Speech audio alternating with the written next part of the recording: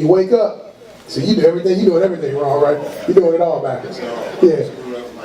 Yeah, I'm telling you, but see, that's the thing. But nobody taught us. Nobody taught us. And I really got into it when I became an instructor, and I started researching and looking into this stuff, and why these guys had clear skin back then, but these guys now, or the young guys, are breaking out from this stuff. But see, when you wake up in the morning, your body's on the alkaline side. So, if your skin is acidic, you want to be on the acid side. What you want to do is, you want to make sure, when you wake up in the morning, your face is swollen anyway. That's why you wake up, you're groggy. You know, you got to give it some time before you start to shave. All right? So we're just going to touch his beard up a little bit. Now, I feel there any more questions about shaving, if you guys have any.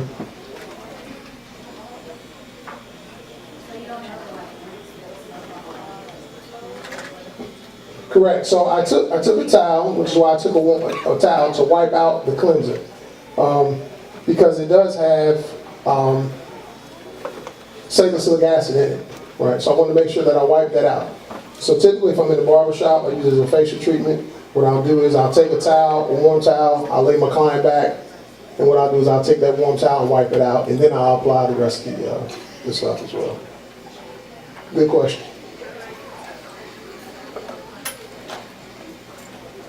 Now what I find is I get a lot of ladies ask questions because their significant others, oh, well, my husband or my boyfriend has a beard, and he doesn't know how to take care of it. So most of the people that buy, I find that more women buy for their husbands and boyfriends than the guys.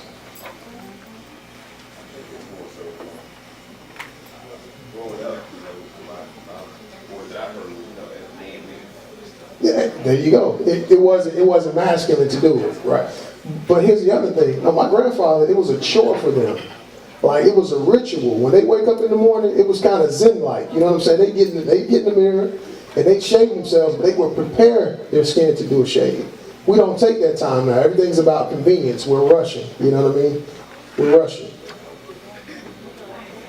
I don't think there's anything unmasculine about grooming yourself, and I don't think the ladies would disagree with that. All right? Okay. Nah, I'll leave that one alone. Nah, I won't do that, brother. All right. This is my Midwest brother here. All right.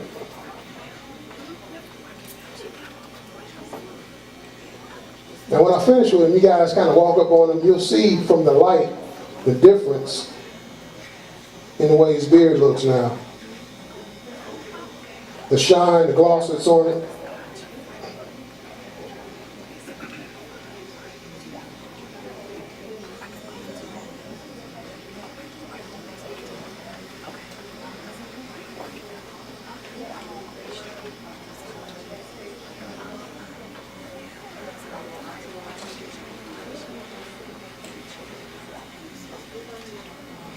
Students, what's the school? What school you guys go to?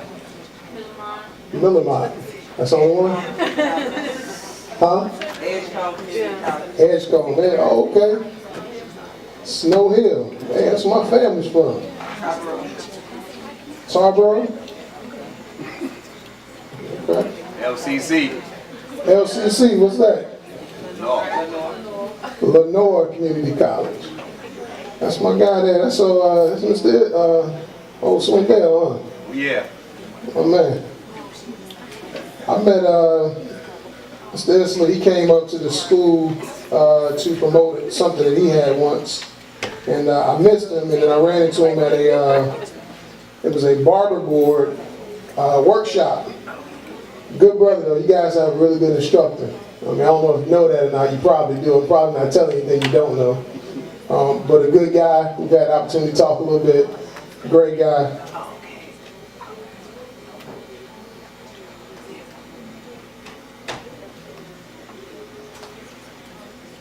All right.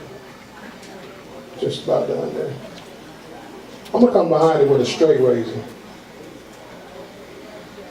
Now again, I put my oil and my beard balm on, so it's going to allow me to touch that beard and clean it up a little bit. Say it feels better?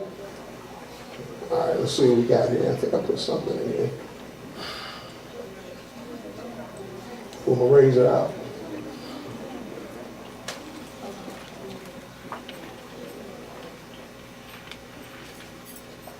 To my students, I love talking to my students about tidbits, right? I mentioned something earlier about creating a system, right? Most of us, we go from having a job to what's called owning a job. Anybody know what that means though? Go from having a job to owning a job. Having a job, we trade time for money, right? So nobody can really pay you what you're worth in your job right now, which is why you're looking to do something else, which is why most of us are in school anyway, right? Because we don't want to work for somebody, correct?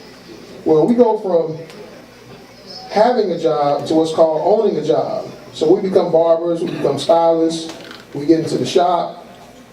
Well, what happens is we start to work harder, right? We make more money, but we work harder. So we're still trading time for money, but you're still missing out on spending time with your family or living the lifestyle that you want to lead. So when I say think with the exit in mind, you want to create a system, all right, whatever that is. This is what we did with SkinX. We want to create a system so that guess what, at some point, I'm not in the shop now, but I don't have to stay in the shop.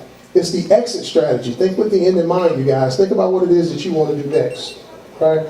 And this brother here can help you set that up as well, which I heard him get some really good tidbits about financial literacy. I have a question about your color. Sure. How do you rinse it out? Do you get a rag or something to wipe the face off, or like while you're in the chair, how do you rinse the color off?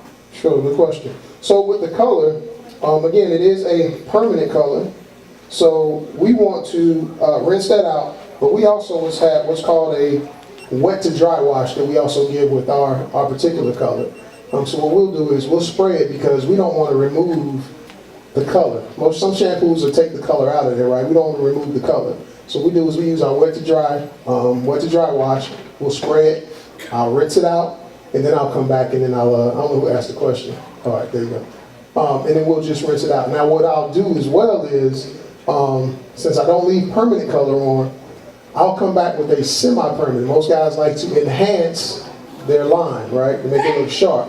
We'll come back with a semi-permanent color because we can leave that on the skin, but we never want to leave the permanent color on, so we do rinse it off, right? Good question.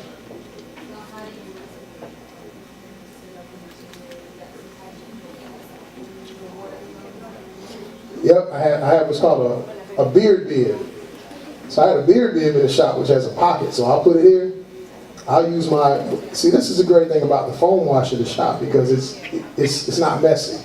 See, I put the foam wash on him, it wasn't messy, it didn't run. I could take a wet towel, but if I did get some water to run down, I would put my beard bib on him, it would run into the bib, and I wouldn't have to worry about it. See, I don't have to take him to the bowl, he sits this way, he's standing over the bowl. We don't want to do all of that, right? It's time consuming as well, which is why we came up with the product too.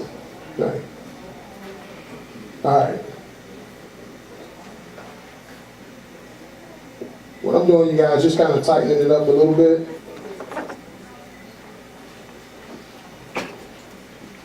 Kind of a rush.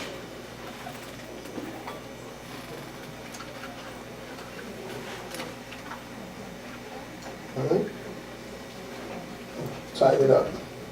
If he comes back, I'll get my other clippers. You can smooth them out a little bit.